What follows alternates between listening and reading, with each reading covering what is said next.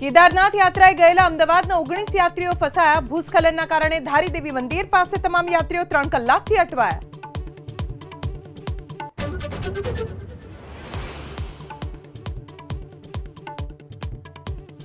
દમણના દરિયામાં જોવા મળ્યો કરંટ। દરિયામાં ઉછળ્યા ઊંચા મોજા।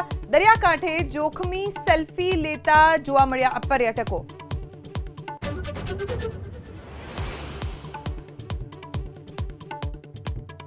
અંબાજીમાં બપોર બાદ ભારે પવન સાથે વરસ્યો વરસાદ। બપોર સુધી 42 ડિગ્રીએ ગરમી બાદ વાતાવરણમાં પલટો।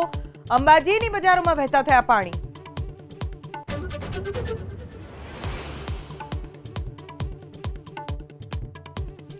વાણીવિલાસ કરતા ભાજપના નેતાઓને સંયમ રાખવા પ્રધાનમંત્રી મોદીની સલાહ। ઓપરેશન સિંદૂરને લઈને ભાજપના નેતાઓએ કર્યો હતો બફાટ। વિચારીને બોલવા પીએમએ ભાજપ નેતાઓને કર્યું સૂચન।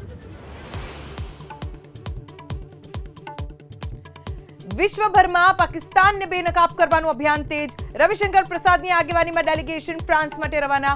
આતંકવાદ મુદ્દે પાકિસ્તાનની બેવડી નીતિની ખોલશે પોલ।